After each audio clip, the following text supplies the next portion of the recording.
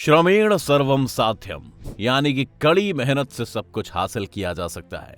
ये मंत्र है उस फोर्स का जिसके जिम्मे देश की सबसे मुश्किल जगहों पर सड़कें बनाने की जिम्मेदारी है।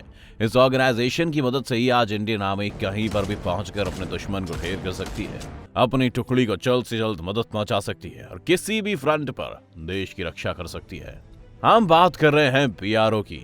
बीआरओ यानी कि बॉर्डर रोड ऑर्गेनाइजेशन। ये एक ऐसा संगठन है जो ना तो जंग लड़ता है और ना ही कोई हथियार चलाता है, लेकिन सरहदों की सुरक्षा में ये टुकड़ी एक अनसंग वॉरियर की तरह काम करती है।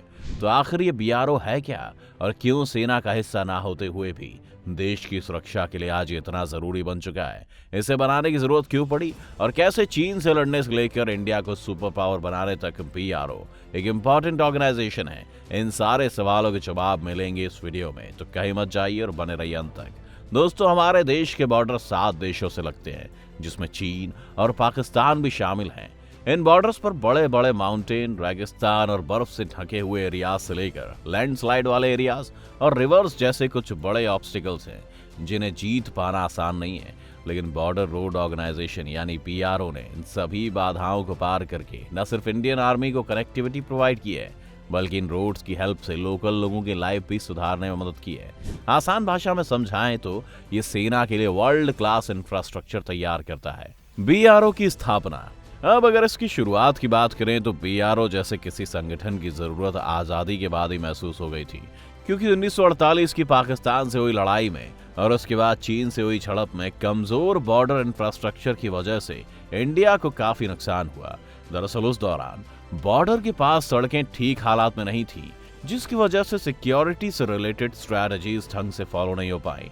और यह तो जाहिर सी बात है कि अगर बॉर्डर का इंफ्रास्ट्रक्चर डेवलप हो तो ना तो सिर्फ इमरजेंसी सिचुएशन में आर्मी का इजी मूवमेंट पॉसिबल होता है, बल्कि इस इंफ्रास्ट्रक्चर से ही बॉर्डर के आसपास के एरियाज भी जुड़ जाते हैं, जिससे इनकी इकोनॉमी भी आगे बढ़ती है। इन्हीं सब बातों को ध्यान में रखकर प्रधानमंत्री जवाहरलाल नेहरू ने 7 अगस्त 1960 में इस संगठन की नींव रखी। इस संगठन का काम था इंडियन आर्मी के लिए रोड, टनल्स, ब्रिजेस, एयरपोर्ट्स और हाईवेज के माध्यम से बेटर इंफ्रास्ट्रक्चर प्रोवाइड करवाएं। लेकिन ये तो सिर्फ शुरुआत थी। आगे चलकर बीआरओ ने न सिर्फ रोड इंफ्रास्ट्रक्चर बल्कि इंडियन फॉरेन पॉलिसी के इंपॉर्टेंट टूल से लेकर डिफेंस की स्ट्रैटेजी में भी इंपॉर्टेंट रोल प्ले किया। इसे बॉर्डर रोड डेवलपमेंट बोर्ड के मंत्रियों का समूह ऑपरेट करता है, जिसके मौजूदा chairman minister of state for defence होते हैं। इस बोर्ड में chief of army staff, chief of air staff, engineer in chief और डिफेंस जनरल शामिल होते हैं। बता दें कि 2015 तक इस संगठन को मिलिट्री ऑफ रोड ट्रांसपोर्ट से फंड मिलते थे, लेकिन अब इसे पूरी तरह से मिनिस्ट्री ऑफ डिफेंस में लगा दिया गया है। आज बीआरओ देश के 19 राज्यों और 3 यूनियन टेरिटरीज में सड़क परिवहन का काम संभालता है। सिर्फ इतना ही नहीं, इस संगठन ने भूटान, म्यांमार, अफगानिस्तान आदि मित्र देशों में भी सड़कें बनाई हैं। 60,000 किलोमीटर से भी लंबी सड़क, 19 ऑपरेशनल एयरफील्ड्स और 607 बड़े परमानेंट पुलों को बनाने वाला बीआरओ आज इंडिया का सबसे भरोसेमंद संगठन है। हालांकि जब यह ऑर्गेनाइजेशन शुरू हुआ था तब इसके पास सिर्फ 2 प्रोजेक्ट थे। ईस्ट के लिए प्रोजेक्ट टस्कर, जिसके बाद में प्रोजेक्ट वर्तक दिया गया, और वेस्ट के लिए प्रोजेक्ट बेकन। और ये बीआरओ की सक्सेस ये है कि आज ये संगठन 13 से अधिक प्रोजेक्ट पर काम कर रहा है। बीआरओ की जिम्मेदारियां। वैसे अगर आप सोच रहे हैं कि बीआरओ सिर्फ और सिर्फ बॉर्डर्स को डेवलप करने का ही काम करता है तो आपकी जानकारी दुरुस्त नहीं है। असल में बीआरओ को और भी कई काम करने होते हैं, जैसे कि state governments, semi government organisations और पब्लिक सेक्टर के एंटरप्राइज भी इससे अपने प्रोजेक्ट देते हैं। मोटे तौर पर बीआरओ के कामों को 2 हिस्सों में बांटा जा सकता है, पहला वॉर टाइम और दूसरा पीस टाइम के काम। पीस टाइम के काम की बात करें तो बीआरओ बॉर्डर एरिया के आसपास रोजमर्रा के ऑपरेशनल रोड इंफ्रास्ट्रक्चर को डेवलप करके इस एरिया के सामाजिक और आर्थिक विकास की जिम्मेदारी लेता है। इसके साथ बॉर्डर से जुड़े क्षेत्रों में डिजास्टर मैनेजमेंट जैसे कि बाढ़ या फिर लैंडस्लाइड के टाइम पर रिलीफ और रीबिल्डिंग टास्क ऑर्गेनाइज किए जाते हैं। वहीं अगर वॉर टाइम की बात करें तो इसकी जिम्मेदारी है सेना के लिए कुछ इस तरह के रोड्स को मेंटेन करना, जिससे कि आर्मी तक अपनी जरूरत की चीजें जैसे कि हथियार, रसद और सैनिक टुकड़ियां टाइमली पहुंच सकें। इसके अलावा वॉर टाइम में गवर्नमेंट की किसी भी एडिशनल ड्यूटी को भी निभाना बीआरओ का ही काम है। ये संगठन युद्ध के समय बिना रुके बिना थके काम करता है, जिसमें नई सड़कों को बनाने से लेकर पुरानी डैमेज हो चुकी सड़कों की मरम्मत तक का काम शामिल है। बीआरओ की अचीवमेंट्स। अब बीआरओ की इतनी तारीफें सिर्फ इसलिए नहीं है क्योंकि ये सेना के लिए इंफ्रास्ट्रक्चर प्रोवाइड करता है, बल्कि इंडिया के दो बड़े दुश्मनों के दांत खट्टे करने में भी इसका काफी योगदान रहा है। दोस्तों, ये तो सब जानते हैं कि इंडिया के बॉर्डर से लगे 7 देशों में से 2 देश इसके सबसे बड़े दुश्मन हैं, और ये देश है चीन और पाकिस्तान। एक तरफ जहां चीन बेल्ट रोड इनिशिएटिव जैसे प्रोजेक्ट से इंडियन बॉर्डर के लिए खतरा बना हुआ है, वहीं पाकिस्तान अपनी घुसपैठ और दूसरी इल्लीगल एक्टिविटीज से बॉर्डर पर टेंशन बनाए हुए है। यही वजह है कि इंडिया की लगभग आधी मिलिट्री इन दोनों देशों से लगे बॉर्डर की सिक्योरिटी पर तैनात रहती है। ऐसे में बीआरओ का महत्व बढ़ जाता है, और इसका सबसे रेलेवेंट एग्जाम्पल है जब कारगिल के टाइम पर पाकिस्तान के जवानों ने श्रीनगर लेह हाईवे को टारगेट कर दिया था।